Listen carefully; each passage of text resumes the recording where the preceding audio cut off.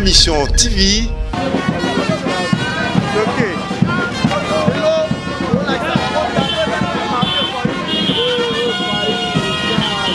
Bato balobi o ma fayu la kolobate bitumba bami bimi bale o bayibaki victoire ya peuple so to kuti bango ba ko bunda biso to kolobate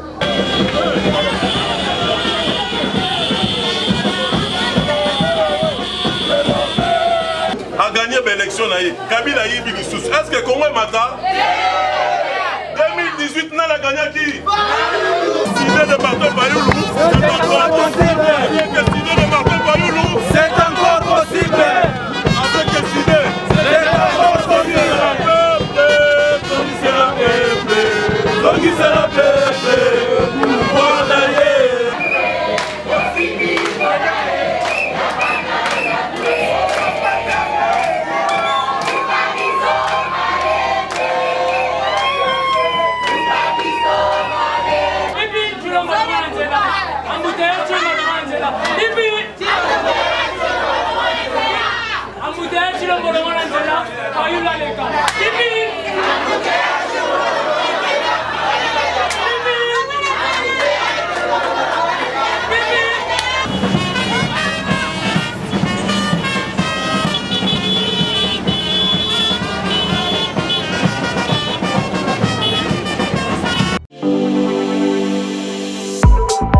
Ayez du nouveau à Kinshasa, le complexe hôtelier Tremplin Royal sous Kanamasolo.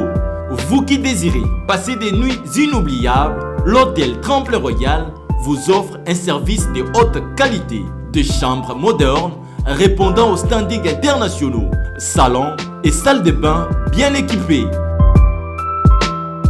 Votre sécurité est assurée, les portes électroniques et même un coffre-fort dans la chambre.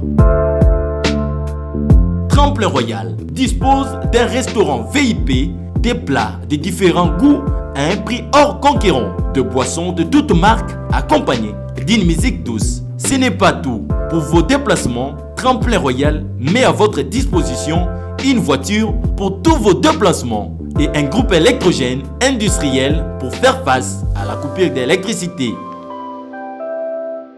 Pour vos cérémonies de mariage, de collations, spectacles et autres événements, Tremplin Royal met à votre disposition une salle de fête de 300 places avec un décor de couleurs selon votre choix. Nous sommes situés au numéro 23 de l'avenue Aérodrome dans la commune de Barumbu, référence stade municipal de Barumbu.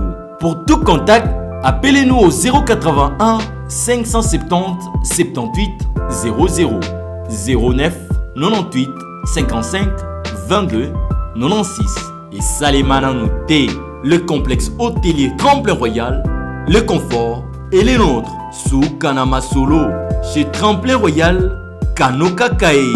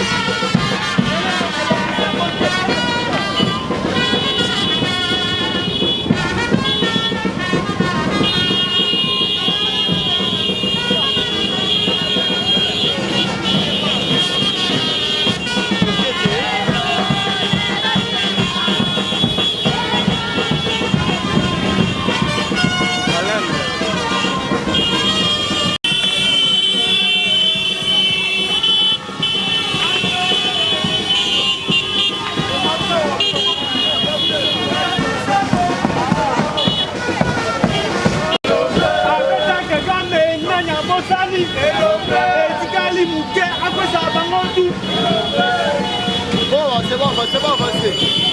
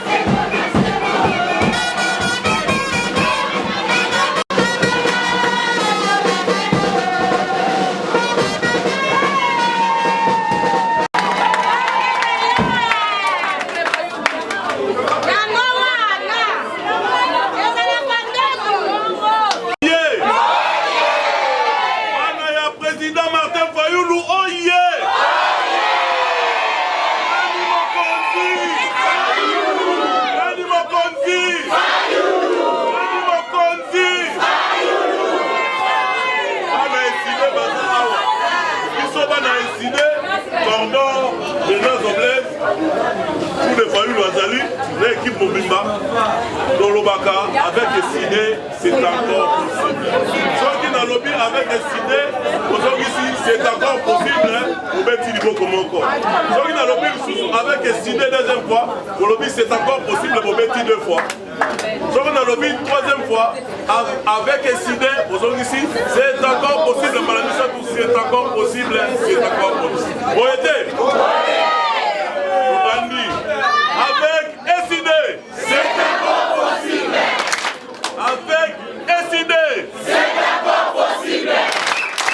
Avec SID de Martin Fayoulou, c'est encore possible. C'est encore possible. C'est encore possible.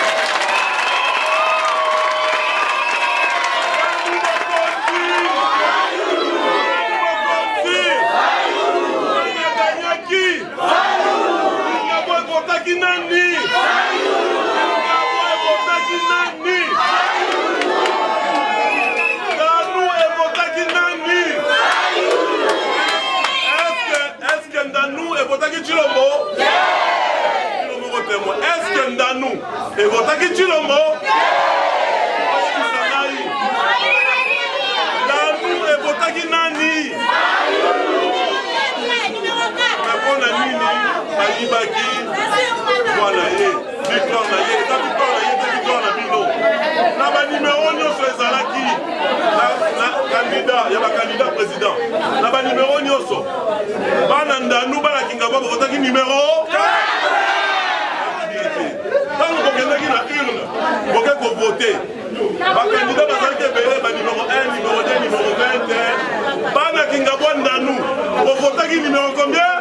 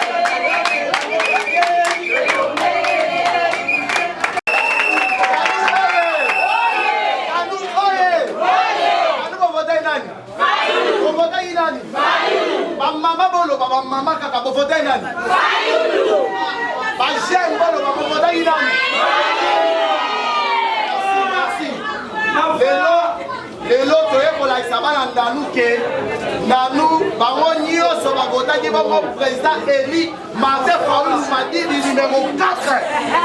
Nanou les deux allez tomber. Nanou Koué, awa tozali bongo na ba représentativité nyonso ya quartier Nanou. Bozali komona so botali na bilili, tozali na ba mama, ba papa na bilenge bauti na ba quartier nyonso, ba avenue nyonso ya quartier Nanou parce que quartier Nanou ezali munene. Et kabola mi tozali na cité Mabaya, bazali awa. Vous allez voir la monde n'a pas, Bazali, vous allez la localité, Bazali, vous allez la Mouep, Bazali, vous allez la 15 minutes, Bazali, vous allez la Romanie, Bazali, vous allez la Romanie.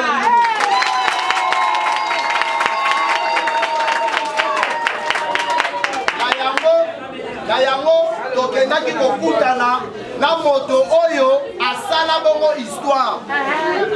Papa na ye toyebi te, tozape la posa koyeba te. Maman na ye toyebi te, ezali bongo honorable Serge Ouelo, tobetele no maboko.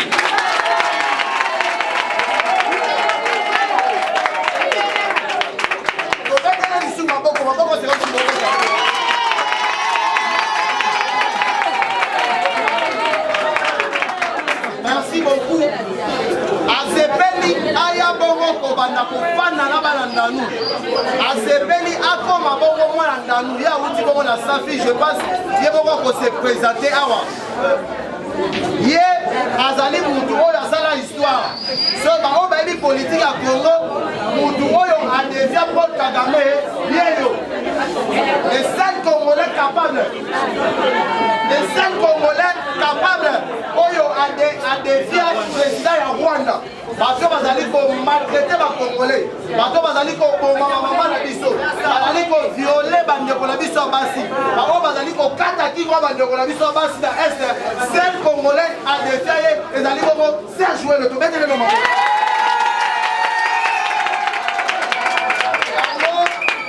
Yango ensemble avec Martin Fayoulou. La carte de délégation Bomoni ezali bongo na bato oyo ye moko président Eli Martin Fayoulou atindaki parce que asepelaki esalema lelo po ba délégation oyo nyonso baya yango tobeteli bato tu bayela ndeko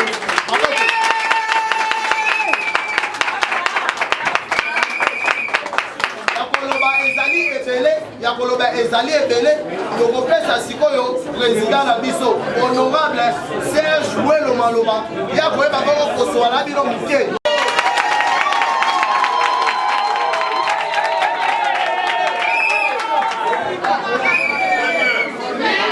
Kingabo ya undesi mama nzenze. Donc koya nanga awa ndenge boyoki chef à cellule jusqu'à lobby na sepeli mingi po na moni ba mama nde mingi ala zala mwana ba mama ngayo bo moni nga awa bana se présenter naza produit ya mama ngala za papa kufa ki orphelin naza na âge de 4 ans maman zalinga na 28 ans atika ki bana 9 voilà 28 ans atangisi biso abundi atindaki biso na mamikili ya poto na ndenge tozongi awa yango nga pona ngai mama azali nzambe oyo ya se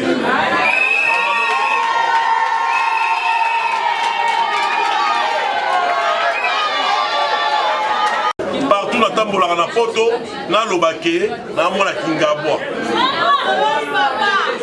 relation na nga na président na bino eli eza nini natalaki nga nalobi biso lokoli na bafamille ya babola bamama babundi lelo tokomi bato nauti na Kingabwa naza fier natali mpe président Martin Fayoulou abotami na mbinza te azalaki mwana moto ya mbongo te abotami na changu na njili boye te atie mayele na ye atie vi na ye discipline atie vi discipline ndenge abundi atangi baklasse abundi ti lelo oyo ndenge bovotaki ye président élu elingi oloba nini aza leader moko exemplaire elingi oloba nini biso bana Kingabwa Ndanu biso bana oyo ya pasi ye awa inspiré biso comme modèle pona nini biso bana Kingabwa te bana Ndanu ba jeune bazo si sa classe bazo pesa bango santé pona nini l'autre biso to comme lokola Fayoulou te. Pour moi c'est le rêve congolais. Rêve congolais c'est Martin Fayoulou. Cela veut dire aouti na se atie discipline na vie na ye aouti na changu lelo akoma mokonzi pona nini ba jeune ya Ndanu te biso pe tozawa touti na bapasi na bamobola na biso pona nini te lobi to bunda tocha discipline na vie tokoma lokola ye ngai na ye ko pesa espoir na bana o boboti ba mama bana o boboti o bo nyokoma po bakene université bakene classe na ye message na bisa bango ke Congo to yako tika bato te to yako tika ka ba famille moko te mama metala lelo likolo ya bakonzi oyo bakoyiba kaka koyiba ba élection boyebi na mboko 2006 ndeko Jean-Pierre Bemba gagné ndeko Kabila yibi ba vote na ye est-ce que Congo mata 2011 papa Etienne Tshisekedi paix à son âme papa on a dit pour bundile ya solo a gagné ba élection na ye Kabila yibi lisusu est-ce que Congo mata 2018 nana gagné qui nana gagné qui est-ce que bino ondimika ka pouvoir na bino bana babola kende boye na ye koyebisa bino bakandidat bayaka ebele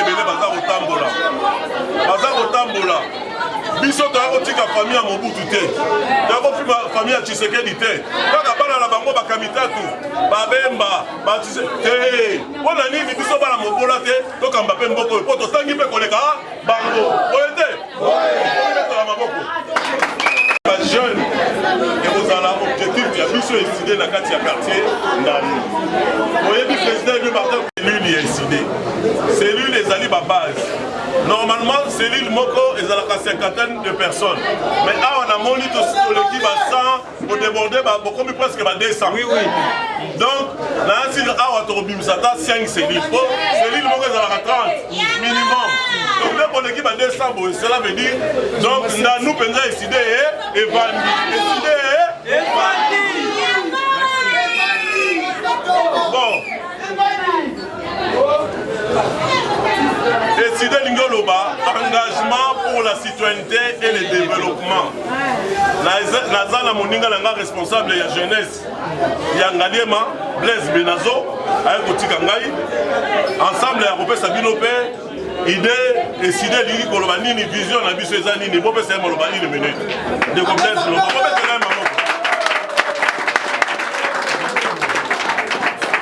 Merci, vraiment, na sepeli mingi, toza vraiment na esengolelo,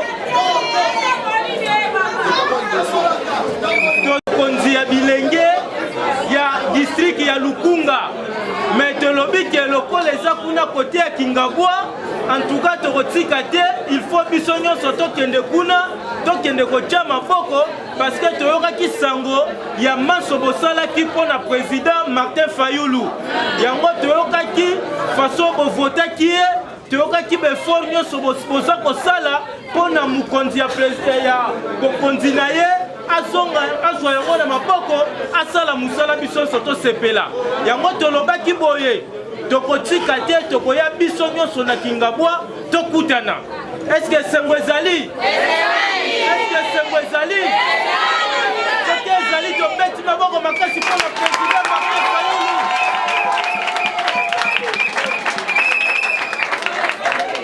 Bamama tolanda malamu toyoka boye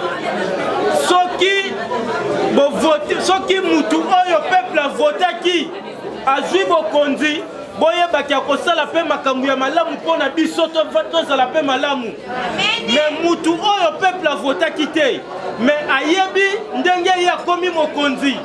Est-ce que tozolanda yango bien?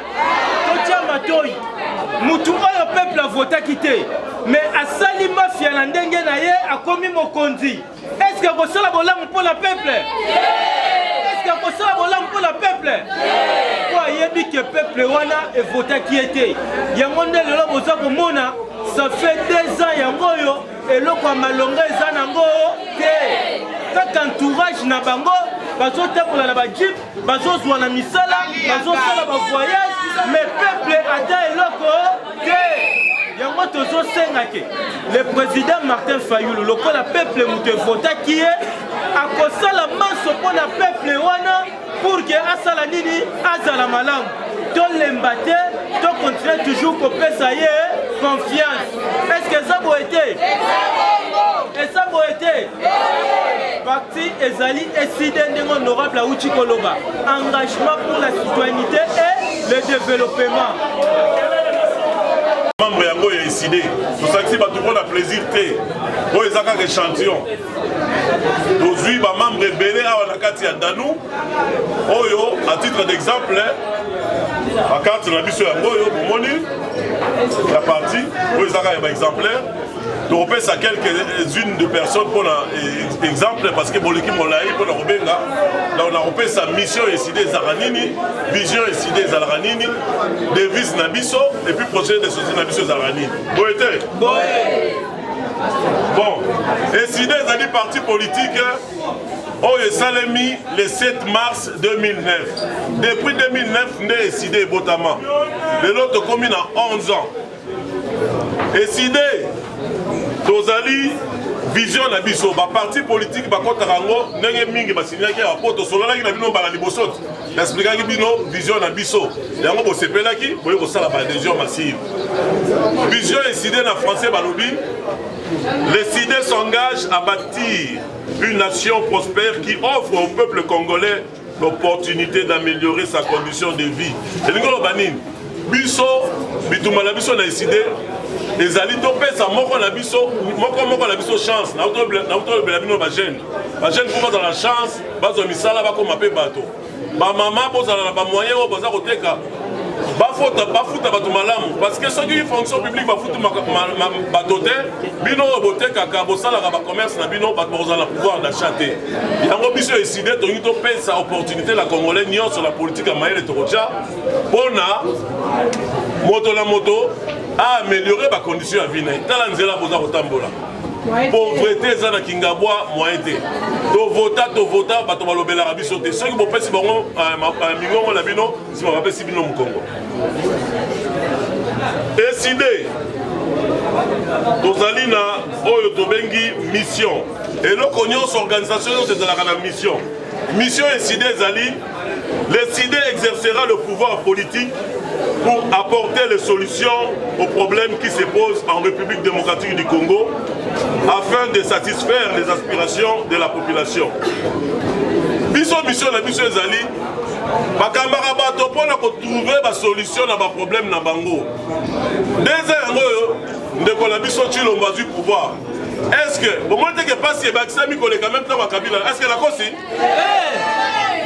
mpona nini bazala la vision te peuple d'abord eza ya munoko deza yango bapesa pouvoir pasi ekomi avant na kende poto dernièrement natikaki lipa na 200 francs donc nakangami na confinement nazongi awa kala mingi te lipe mati 300 francs boye te est-ce que wana nde peuple d'abord lipe ekomi na 500 400 lipa 200 ekomi 500. Est-ce qu'on est le peuple d'abord? On est le peuple d'abord. Pourquoi ça binoté? Ma pilier na biso et donc ça la est élément. On a biso décidé à président élu Martin Fayulu. Mboka il faut être élément la bandela oyo. Oto bengi ngo ba pilier na biso. Citoyenneté. Citoyenneté ça dit bon moto. Il faut côté la population civisme. Aïe ba ko respecter ba bien public. Aïe baba droit na ba devoir na ye au peuple biso citoyen tozalaka na ba droit te to ape na devoir to yeba ke il faut battre la environnement na biso civisme environnemental to yeba ko battre la ba bien public wana pesa mission na biso pilier mususu ezali le pacte pour le développement. Il faut qu'on ait nyonso na motu na ye akoma na esprit de développement, un nouveau comportement santé est importante. Classe ezaki malamu awa la faculté de médecine il y avait des jeunes belges mindele belges bazao ya awa batangi médecine pour ba que nous soigner na Belgique so boye bakate mboko ezara mboka bato ba ko bebisa mboko ezaba ba afdelo ba ko kota wana ba Rwandais bato ba ye so ko bebisa mboka ba bebisa na biloko mibale bota la ba malamu ndenge ba kota ki ba bebisa ka éducation classe lelo ekufa po mboka lobi bato bakokamba mboka bazala te bato wana bayaki na papa na biso musée ata ye azalaki nationaliste mais barwandais oyo bayaki na yo wana objectif ya liboso baboma classe ekufa baleki na biso bazosilisa toboyi te mais na bacondition nini et puis la qualité ya diplôme nini donc cela veut dire objectif na bango mpona koboma mboka boboma éducation. So eloko mibale so bongi boboma mboka fo bo rendre faible. Ba Rwandais ba infiltra armée na biso, police na biso, na service de sécurité. Mikolo nyonso ba mama kuna na este, baza violé. 6 millions de morts, plus de 6 millions de morts depuis Afdel wane kotati awa. Ba PPRD wane zali kaka ba suite ya Afdel. Tant que Kabila akozala mokonzi na mboko, tant que akozala libre na mboko biso to respirer te. Ba mama biso atofai na Kinshasa ba passe na biso. Na kendeki ba bunya na moni ba réfugié, na kendeki ba Goma. Kuna na ba Beni kuna tongo midi bato bakokufa Kabila tikala olobelo ote ndeko tshilo mbe pa yawa ba voyage na liboso parmi ba voyage na liboso akena ko remercier Rwanda par rapport à Nations Unies ya ONU et la kisa noir sur blanc que ba soda ya Kagame nde ba violera ba mama na biso ba bomaka bato na biso Chilombo parmi bato liboso tanga du pouvoir akekuna na Rwanda akeko kitsa mutu na génocide rwandais mais alors awa to sala 6 millions de morts na pouvoir na ye nyonso soutien nango mutika na Rwanda yango babanga ki mwana mobile lokola Martin Fayulu même mundele boke bana mundele lingaka lokola bazala na ba bénéfice awa na Congo bazala mokonzi ya solo te bakoluka muto atanga te bakoluka mutu moko boye batali Fayulu bamoni azala 2 masters ça veut dire 2 licences à les États-Unis na France Asala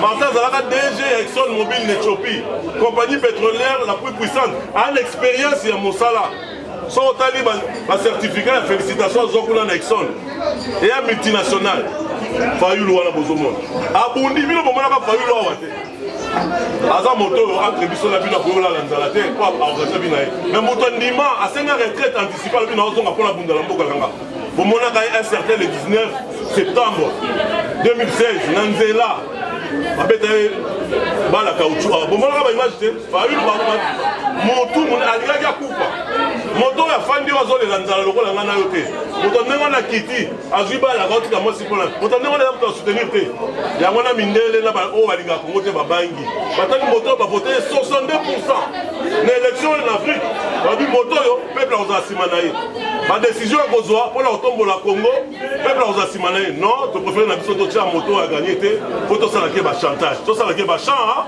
ba chantage boete masolo ngana bino eza ebele devise na biso ezali civisme justice travail civisme ezali bomoto koyeba kobatela mboka kobatela ba voisin bomboto tolobi justice balobi justice nde matisaka mboka et puis tolobi travail balobi le travail ennoblit travail nde esalaka ngai kombo na nga Serge Welo nafandaka mingi na Canada pe na France mboka wana mibale mais natangi awa nakoli awa naya kokende poto boyokaka bitumba moko boye ntango barwande bakoboma bandeko na biso na este na ono na kombo ya bamama oyo bazalaki viole na este président Rwanda Kagame ayaka na Canada bakonzi ya Canada baobetele maboko na salle wana 400 rwandais na ba homme le plus riche le plus puissant ya mokili bazalaki ngana infiltrant qui sala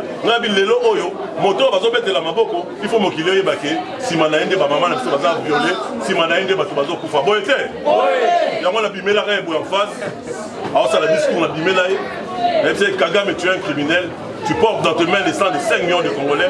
Un jour le Congo va te juger, vive le Congo. Na yela simbe dans d'autres boys. Yo biso batete la makila chocho, a policier baye bakangi. Bakanga nga pour la mboko yo. Et là, la ma bête, la poto n'a pas au fond d'abonnement, le bon, bah, n'a pas la zaraté, n'a pas classe au fêlé.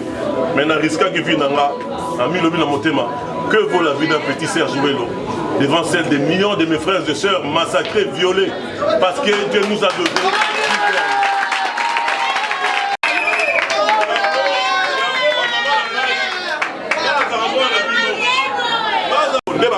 Prix Nobel. Il y a un lobby Makamba Congo qui a impunité.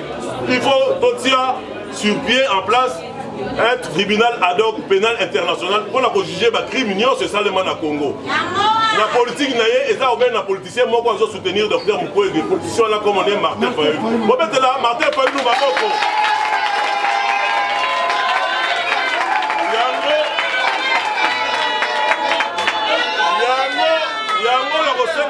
Avant la sisa malobalangai pour la honorer mémoire il y a ma maman baza violé bande ko na biso ba couple na est na kotenga biso totelema 1 minute de silence pona kozala en communion na ba maman la biso bande ko na biso la est o bazola la tema ça c'est mikolonyo so totelema 1 minute s'il vous plaît les crises alors poto si ça makamonyo so Tovani Sabatonio sont toutes les parties prenantes autour d'une table.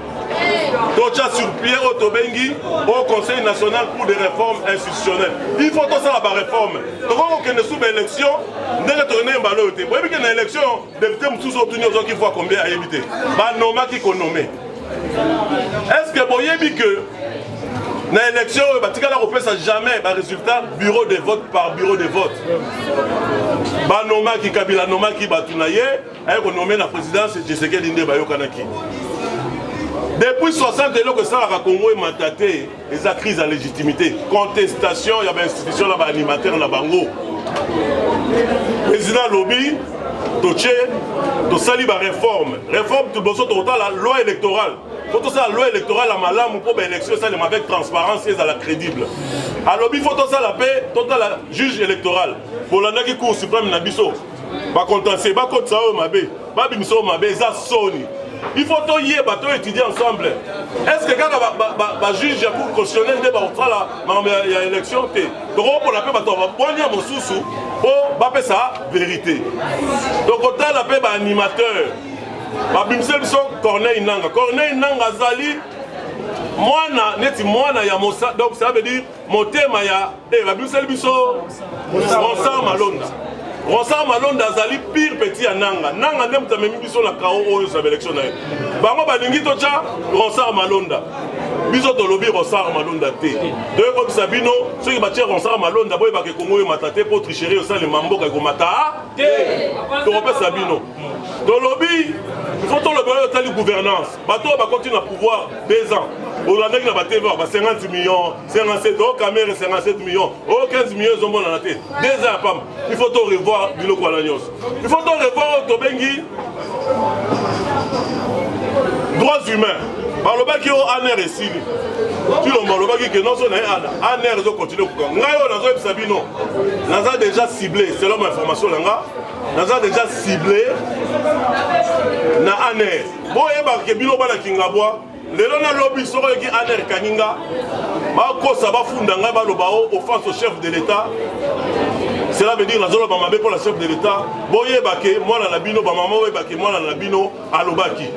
So ki lobby bakaninga pour la zone babosolo pour na lingi bina bino bamama nanga na bike boko tele ma boko tuna bango moi na labino moi na labino asali nini. Jires.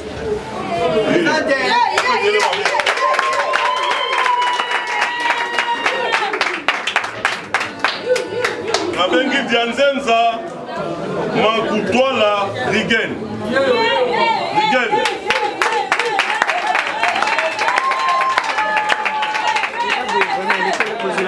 Félicitations.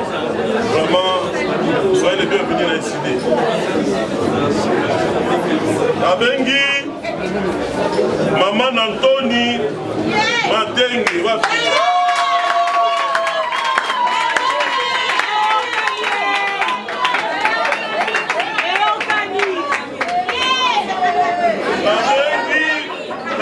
Maman Dikomba Kitoko Georgette.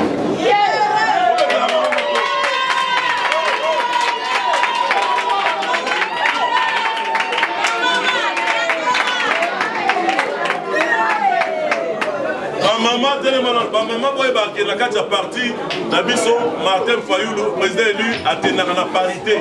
Parité ngolo baki pona ye. Mokolo akota na bokonzi. Ceux qui posent ça disent c'est qu'il y a pas maman, c'est qu'il y a pas papa. Vous appelez la maman na biso mususu za collègue nanga. Il pas pundaka makasi na parti. Il peut azala ba base ba cellule mususu on a décidé ensemble de tokanga ngana na liberté. Comme on a eu maman Chantal Mamboboni, on peut te la paix maboko.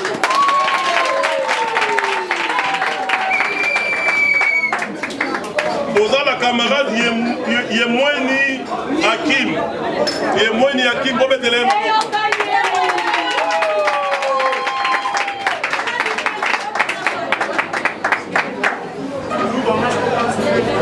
Oza la camarade Lambo Merveille. Io papa, io.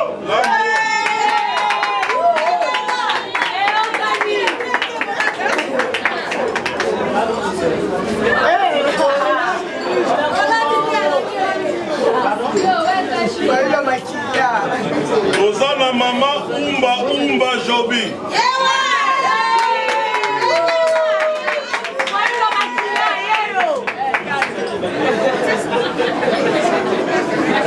Ozana artiste la biso Mumbala Martin.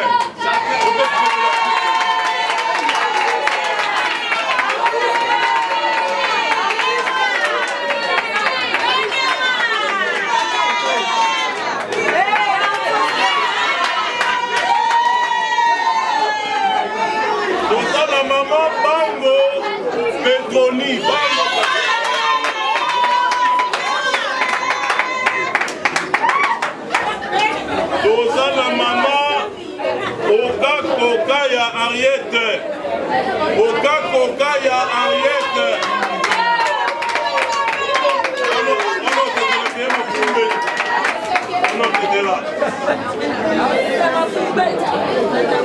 Tozala ndeko Shango Kitoko Blaise.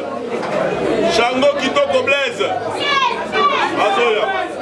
Azala Simakuna. Donc quand tu as si Zara ba Ndano 1. J'ai décidé. Cellule Ouel Ndano. Chef de cellule Nango, moi la mayele. Kobanda. Bobetele mabo. Équipe naye sikoyo va se présenter moko la moko baleka nabengi o aza adjoint naye chef de cellule adjoint abima yemoko apesa bino kombo naye bobetele kombo na ngai Jires Mumbala bobetele maboko chargé d'implantation.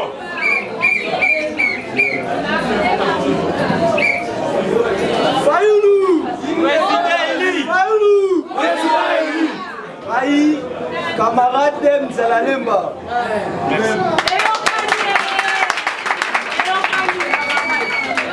Chargé de formation idéologique, il y a cellule Nanou Welo 1.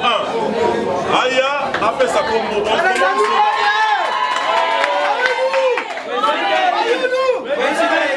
Salut chargé de formation et idéologie à quartier. Vous au condo en mer. Vous avez conseiller de leader au leader Awa Joseph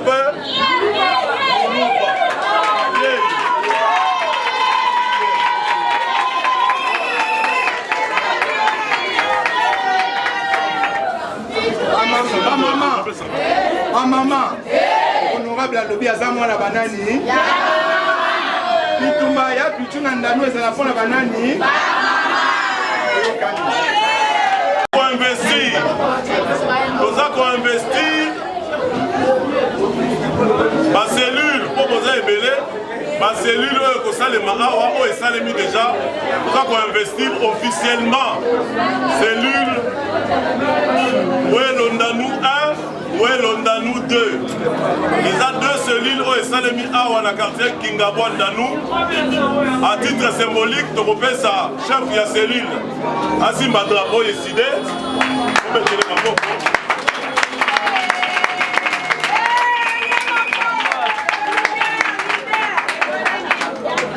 Le corps a topé sa pouvoir dans ma maman. Vous allez la coordonnatrice de la mission adjointe. Il y a décidé la Funa. Maman Yaka. Moi, la mort à la mission. Yéyo, Aza responsable de la mission de la Funa et la jeunesse. Il est dans sa statut adjoint. C'est ça, adjoint.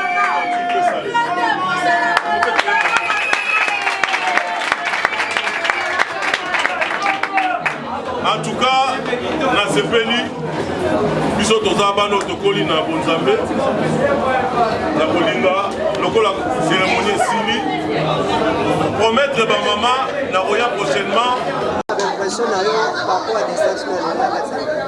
Bon, la ligne na nuna lobela mokili mobimba ke biso décidé engagement pour la citoyenneté et le développement parti politique cher et à mokonzi mboka o boponaki Martin Fayoulou Madidi, Touti Kosilisa, Otobengi Conseil national.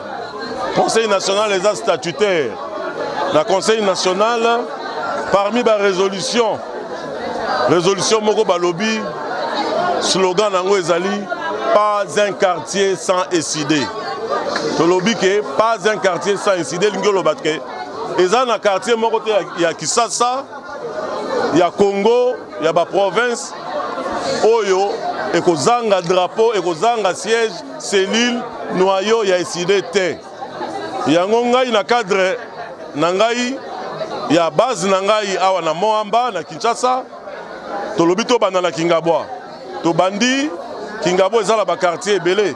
To bandi na quartier Ndanou. La quartier Ndanou a tofandi déjà 2 cellules.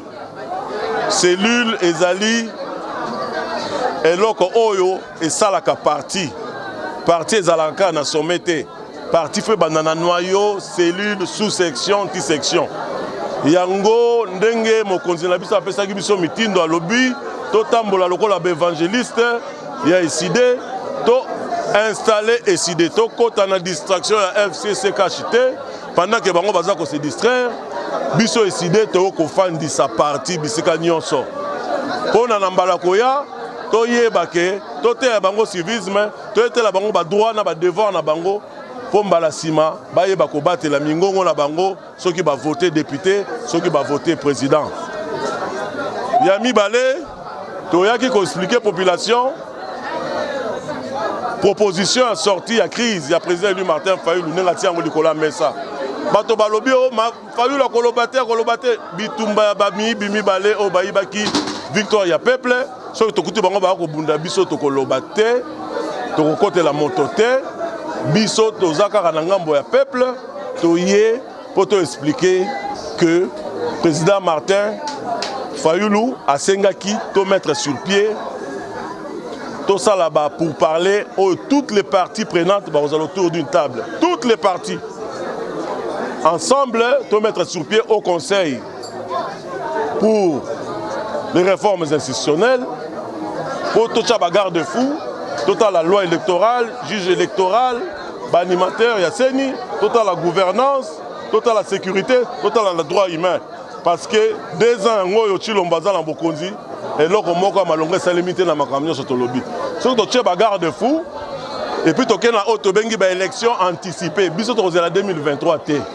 Biso est décidé à président élu Martin Fayulu, proposition à Biso Ezali, tu as une réforme pour une élection anticipée, de manière à ce que Mbalo a gagné, a gagné. Il y a un appel, sans ce mot, il y a combat la vérité des urnes. Combat la vérité des urnes.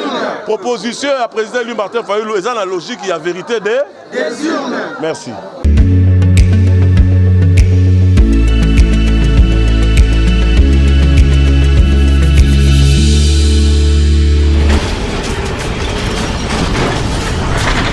Ma mission TV